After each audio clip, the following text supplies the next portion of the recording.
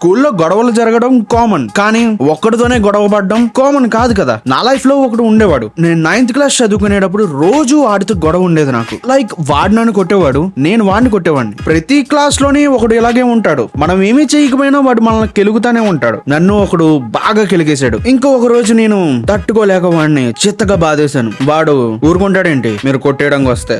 వాడు కూడా రివెంజ్ తీర్చుకోవాలని చాలా ప్లాన్ వేసాడు. అందులో ఒక ప్లాన్, అందులో ఒక స్టోరీ ఈ రోజు స్టోరీ టైమ్ లో చెప్పబోతున్నాను. మీకు కూడా ఇలాగ ఎవరైనా ఎనిమీస్ ఉన్నారా స్కూల్లో? కింద కామెంట్ సెక్షన్ లో కామెంట్ చేయండి. అండ్ ఇంకా మన స్టోరీ టైం ని స్టార్ట్ చేద్దాం.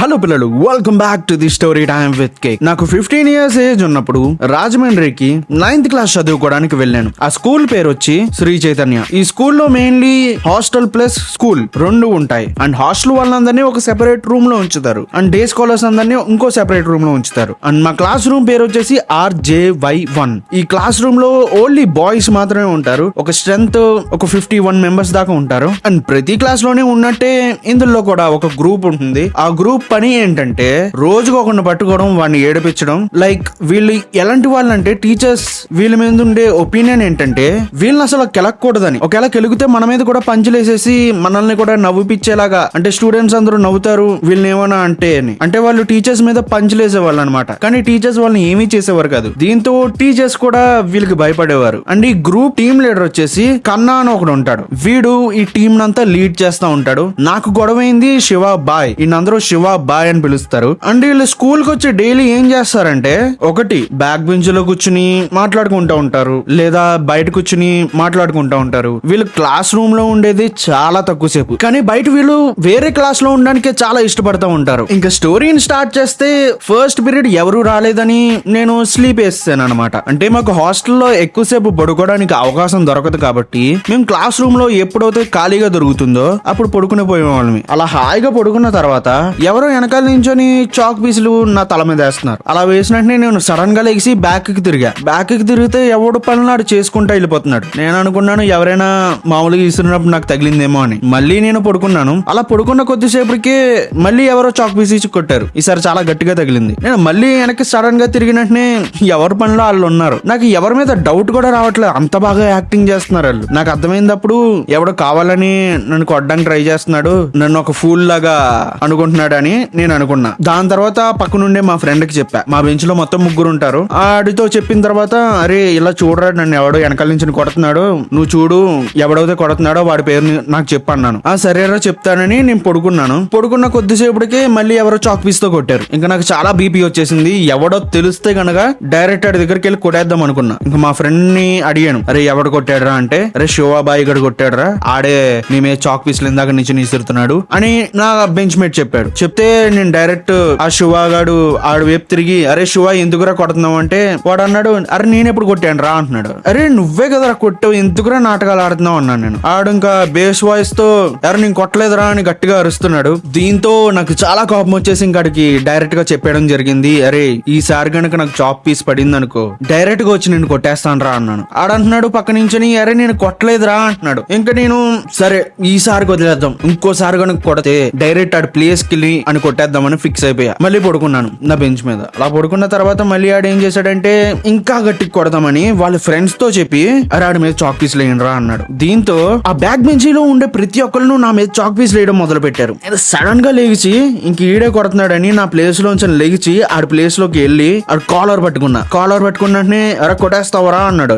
రా కొడతాను రా, ఇప్పుడు నువ్వు గనక ఆపుతాను అంటే నేనేం చేయనురా అన్నాను. నేను ఆపనరా, నేనే కొడతాను, ఏం చేస్తావు అన్నాడు. ఇంకా నాకు చాలా కోపం వచ్చేసి వాడు చంప మీద గట్టిగా ఇచ్చేసాను. వాడికి ఇంకా మత్తిపోయింది అనమాట, నన్నే కొడతాడా అని. వాడు సడన్ గా అప్పుడు ఏం చేశాడంటే, అరే నన్నే కొడతావా అని ఆడి చేత్తో నా మొహం మీద కొడదాం అనుకున్నాడు. కానీ స్కూల్లో ఉండే టెక్నిక్ అందరికీ తెలిసిందే, ఒక్కసారి కింద పడిపోతే ఆడు మీదెక్కి మనం కొట్టేయచ్చు. అండ్ పక్క నుంచి అందరూ ఏమో కొట్టండి రా అని గట్టిగా అరిచేస్తున్నారు. నేనేమో ఏంట్రా అరుస్తున్నారు ఆపకుండా అనుకుంటున్నాను. కానీ నేనుండే కోపంలో అప్పుడు అన్ని ఇంకా కొడతానే ఉన్నాను. అలా అన్ని కిందకు పడేసి ఆడి మొహం మీద గుద్దేస్తున్నాను అనమాట. వాడికి సడన్ గా పన్ను అనేది స్లోగా ఊడిపోయి అక్కడి నుంచి బ్లడ్ అనేది వస్తుంది. దీంతో వాడికి చాలా నీరసం వచ్చేసి ఇంకా నాతో ఏం ఫైట్ చేస్తాడులే అని వాళ్ళ ఫ్రెండ్స్ అన్ని పక్కకి తీసుకెళ్లిపోయి నా మీద ప్లానింగ్ వేయడం మొదలు పెడుతున్నారు. వీడి మీద ఇది చెయ్యాలి అది చెయ్యాలి అని. నేను సైలెంట్ గా వచ్చేసి నా బెంచ్ మీద కూర్చున్నాను. కూర్చున్న తర్వాత ఆ రోజు వాళ్ళు ఏమీ చేయలేదు నన్ను ఏమీ చేయలేదు. నేను అలా బెంచ్ మీద కూర్చున్నాను. సార్ వచ్చారు. కరెక్ట్ గా ఆ గొడవ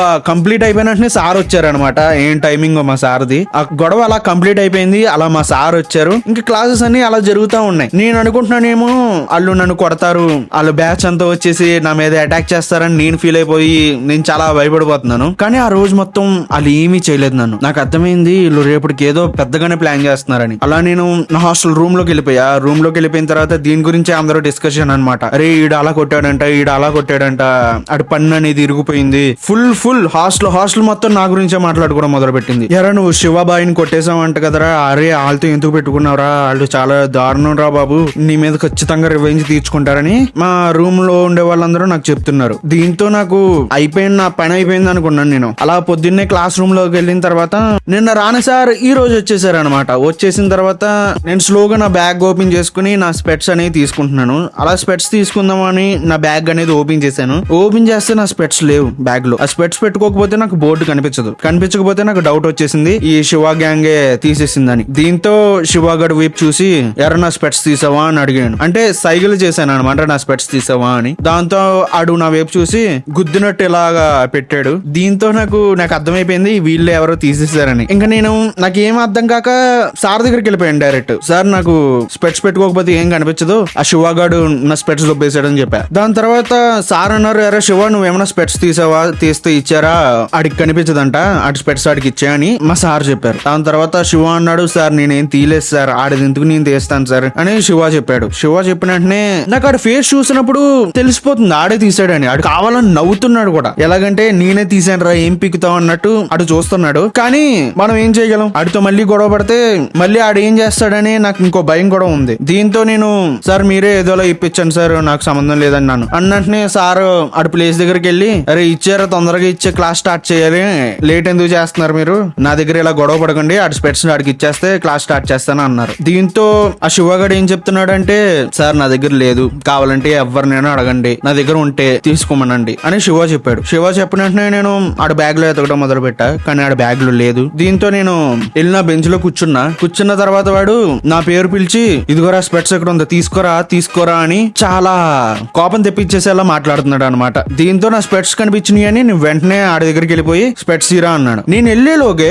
ఆడు ఆ స్పెట్స్ అనేవి ఎక్కడికి మార్చేసాడో తెలియదు కానీ ఎక్కడో మార్చేసాడు, ఎవడో బ్యాగ్ లో పెట్టేస్తే సార్ నేను వెళ్ళడం చూసి అరే నువ్వు ఎందుకు వెళ్తున్నారా క్లాస్ చెప్తుంటే వచ్చి నీ ప్లేస్ లో కూర్చో అన్నారు. దాని తర్వాత సార్ ఇప్పుడే ఆడు నా స్పెట్స్ చూపించాడు సార్, చూపించి రారా చూసుకుందాం అంటున్నాడు సార్. అలాగన్నట్టునే మా సార్ మా ఇద్దరి దగ్గరికి వచ్చారు, అంటే లాస్ట్ బెంచ్ దగ్గర వరకు వచ్చారు. వచ్చిన తర్వాత ఎరా కొట్టేసుకుంటారా, ఓ పని అయిపోతుంది కొట్టేసుకోండి, నేను క్లాస్ చెప్పను మీరిద్దరు కొట్టేసుకోండి అన్నట్టునే.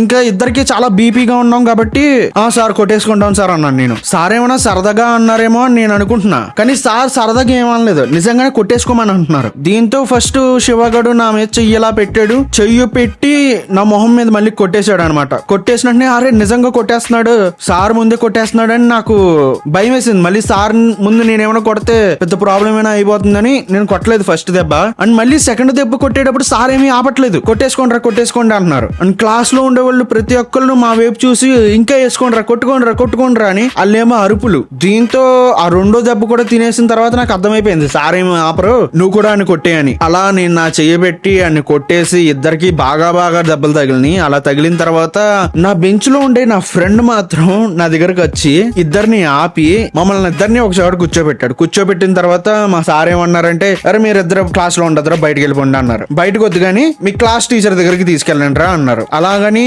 మేమిద్దరం మా క్లాస్ టీచర్ దగ్గరికి వెళ్ళిన తర్వాత మా క్లాస్ టీచర్ ఏమన్నారంటే, ఏమైందో చెప్పండి రా, ఏంటి దెబ్బలేంటి, రక్తాలు వచ్చేస్తున్నాయి ఏంటి మీ ఇద్దరికి, అసలు ఏం జరిగింది అని మా క్లాస్ టీచర్ అడిగారు. దీంతో ఇద్దరం చెప్పిన తర్వాత స్టోరీని బాగా సార్ అర్థం చేసుకున్న తర్వాత ఏమన్నారంటే, అరే శివ నువ్వు ఎలాంటోడు నాకు తెలుసురా, ఆ స్పెట్స్ ఇచ్చేస్తే బెటర్, ఎందుకు ఇద్దరు ఇలా కొట్టేసుకుంటున్నారు, నాకు తెలుసు నువ్వు తీసావని, ఇప్పుడు గనక నువ్వు వాడికి స్పెట్స్ ఇవ్వలేదా నిన్ను వెంటనే ప్రిన్సిపల్ సార్ దగ్గరికి తీసుకెళ్తాను అని మా క్లాస్ టీచర్ అన్నారు. మా ప్రిన్సిపల్ సార్ అంటే చాలా మందికి భయం, ఎందుకంటే ఆయన చిన్న విషయాలకు కూడా చాలా ఎక్కువగా రియాక్ట్ అయిపోతారు. ఎవరైనా ఇప్పుడు బయట అలా తిరుగుతున్నారు అనుకో క్లాస్ రూమ్ బయట, వెంటనే పేరెంట్స్ కి ఫోన్ చేసేసి మీ అబ్బాయి అండి చాలా వేస్ట్ అండి, ఎందుకు పంపారు ఇక్కడికి, చదువుకోవడానికి లేదా బయట తిరగడానికి అని డైరెక్ట్ ఫోన్ చేసేస్తారు అనమాట. ఒకవేళ వాష్రూమ్ కి వెళ్తున్నా బ్రేక్ టైమ్ లో ఏం చేసావు, బ్రేక్ టైమ్ లో వెళ్ళలేదా, ఇలా చాలా డేంజర్ అనమాట. ఇంకా ఒక విషయంలో చెప్పాలంటే మా ప్రిన్సిపల్ సార్ గురించి చెప్పలేము, ఆయనకి చాలా ఎక్కువ కోపం అనమాట. దీంతో మా సార్ ప్రిన్సిపల్ సార్ దగ్గరికి తీసుకెళ్తానంటే మేమిద్దరం చాలా భయపడిపోయి సార్ వద్దు సార్, ప్రిన్సిపల్ సార్ దగ్గర వరకు వద్దు సార్, మేమిద్దరం కాంప్రమైజ్ అయిపోతాం, ప్లీజ్ సార్ మమ్మల్ని వదిలేండి సార్ అని ఇద్దరం అడుగుతున్నాం. లైక్ అప్పుడు సారు లేదు మిమ్మల్ని తీసుకెళ్తేనే మీకు తీరుతుంది, ఎందుకు ఇలా కొట్టుకుంటున్నారు, ప్రిన్సిపల్ సార్ దగ్గరికి వెళ్ళి చెప్పండిరా మీరు, మీకు ఆయనే కరెక్ట్ అన్నారు. దీంతో మేము టెన్షన్ పడిపోయి ఇంకా బతిమాలేస్తున్నాం అనమాట సార్ని. సార్ నెక్స్ట్ టైం నుంచి ఇలాంటి ఏమి రిపీట్ అవ్వవు సార్, ఇద్దరం బాగా ఉంటాం సార్, బాగా చదువుకుంటాం సార్, వదిలేండి సార్, ప్రిన్సిపల్ సార్ దగ్గరికి వద్దు సార్, మీకు కూడా తెలుసు కదా సార్ ప్రిన్సిపల్ సార్ దగ్గరికి తీసుకెళ్తే ఏమవుతుందో అని. అప్పుడు మా సార్ ఏమన్నారంటే నాకు అర్థమవుతుందిరా మీ బాధ, సరే మిమ్మల్ని వదిలేస్తాను, ఇప్పుడు ఇద్దరు షేక్ హ్యాండ్ ఇచ్చుకోండి అన్నారు. దీంతో శివాకి నేను షేక్ హ్యాండ్ ఇచ్చాను. ఆడు మాత్రం నా చెయ్యిని ఎలా నొక్కేద్దామని ట్రై చేస్తున్నాడు అంటే ఆడు నన్ను టచ్ చేయడానికి కూడా చిరాకు పడుతున్నాడు. దీంతో ఆడు నా చెయ్యి గట్టిగా నొక్కేశాడు. నొక్కేసిన తర్వాత నేను ఇలా తీసేసిన తర్వాత ఇప్పుడు వెళ్ళి క్లాస్ లో ఉండండి, నెక్స్ట్ టైం ఇలా రిపీట్ అవుతే కనుక ఖచ్చితంగా ప్రిన్సిపల్ సార్ దగ్గరికి తీసుకెళ్తానని మా క్లాస్ టీచర్ చెప్పారు. అలా చెప్పిన తర్వాత మేము ఇద్దరం క్లాస్ రూమ్ లోకి